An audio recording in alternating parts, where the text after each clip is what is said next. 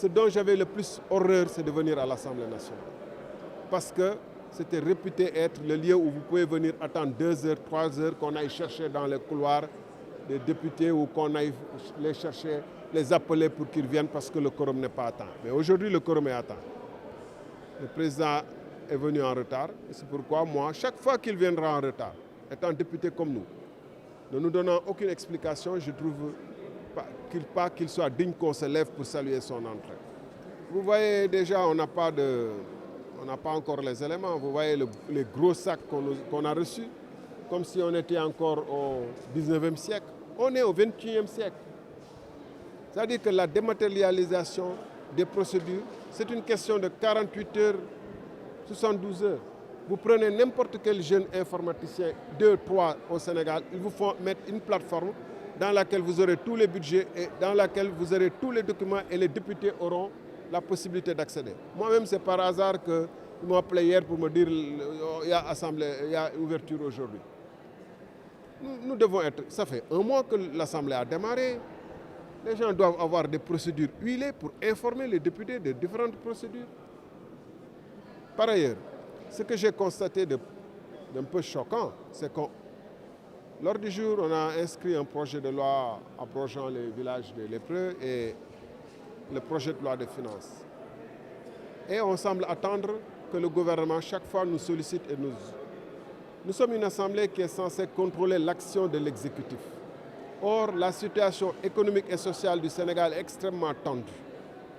Aujourd'hui, il y a une marche qui devrait avoir lieu, mais qui est interdite des travailleurs du secteur primaire, des gens du ministère de l'Agriculture, de la Pêche, de l'Élevage, qui sont dans une sorte de grève perlée.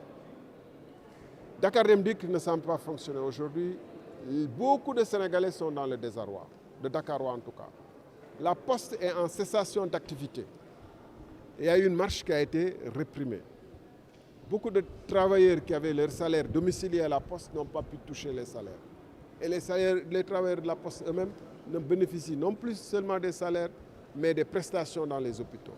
Mais vous pensez que ces situations ne méritent pas que l'Assemblée nationale elle-même inscrive dans son ordre du jour le contrôle qui est sa fonction de contrôle de l'action de l'exécutif et se saisisse de ces questions?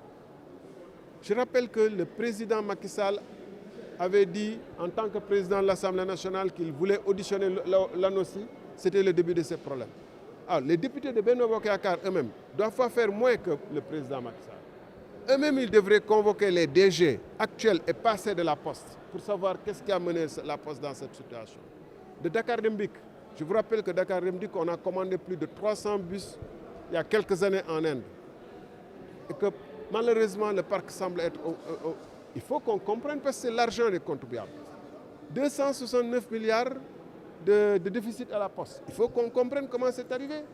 Mais on attend tranquillement que le gouvernement nous envoie d'autres projets de loi. Non, si on veut de rupture, si on veut exercer notre contrôle de l'activité gouvernementale, si on veut être les représentants des travailleurs qui veulent marcher, à qui on interdit de marcher, il faut qu'on se saisisse de ces questions-là.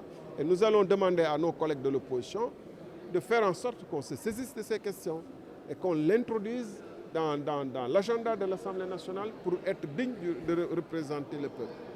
Justement, vous voyez que, comme je dis, la situation économique et sociale du Sénégal est extrêmement tendue. On est à l'hivernage, il y a beaucoup d'endroits, il y a des routes coupées, l'université va redémarrer, l'école dans des conditions qu'on sait. La priorité des priorités, c'est de faire en sorte que la machinerie économique redémarre. On ne peut pas se fier qu'aux déclarations du gouvernement. Si tout ce qu'il disait était vrai, le Sénégal aurait été aujourd'hui un pays émergent, qui a émergé. Ça fait 10 ans qu'on nous parle de plan. Donc nous devons être... La priorité, ce n'est pas de faire de la politique politicienne. Je vous ai parlé de 269 milliards de déficit de la Poste. Si on doit passer par pertes et profits, ça dans une loi d'amnistie, passer par pertes et profits, ce qui s'est passé avec le pétrole, passer par pertes et profits, les fausses factures déclarées. Mais où serait la justice? Il faudrait alors qu'on rebaisse de tous les petits voleurs de poulets, de portables, etc. Voilà mon point de vue. Merci.